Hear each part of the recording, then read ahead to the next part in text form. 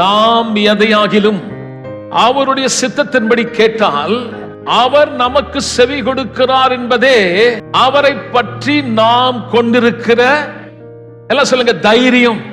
திரும்ப சொல்லுங்க, நல்லா சொல்லுங்க. சில பேர் இன்னும் ஜெபித்து பயத்துல வாழ்றாங்க. இன்னும் பயம், இன்னும் கலக்கம். ஜெபம் அவங்க how long you pray, that's not important. How you pray, எவ்வளவு நீட்ட ஜெபத்தை செய்தீங்கன்னு முக்கியம் இல்ல. நான்லாம் ரட்சிக்கப்பட்ட புதுசுல கேட்பாங்க, ஆமா நீ எவ்வளவு நேரம் ஜெபம் பண்ண? சில பேர் சொல்லுவாங்க, நான் 1/2 hour ஜெபம் பண்ணேன்.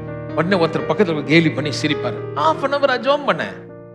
அதாவது அதுல இம்பார்ட்டன்ட் என்னன்னா, எப்படி ஜெபிக்கிறோம்னு முக்கியம் இல்ல, எவ்வளவு நேரம் ஜெபம் பண்ணும். அப்படின்னு இருக்கும்போது நான் போய் இருந்த அந்த கோயில்ல, அப்போ அந்த ஆவிக்குரிய சபை பெரிய சபை பாருங்க. எனக்கு தெரிஞ்சு சென்னையில் அந்த சபை தான் ஆவிக்குரிய சபையில பெரிய சபைன்னு வச்சுங்க. அப்படி இருக்கும்போது பாஸ்டர் சொல்வாரு, நல்ல கிறிஸ்துவா இருந்தா முட்டியில இவ்வளவு பெரிய வாய்ப்பு இருக்கணும்னு சொல்லி அவருடைய முட்டியை எடுத்து காட்டினார். இது சும்மா வராது, பல மணி நேரம் நாங்க நீங்க முழங்கார் படிட்டு ஜெபம் தப்பு சொல்லல.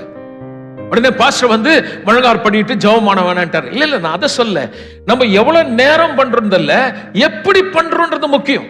உங்க முட்டியில காய்ப்பு இருக்குதான் முக்கியம் இல்ல, வசனம் தெரிஞ்சு விசுவாசத்தோடு ஜெபிக்கிறீங்களான்றது தான் முக்கியம்.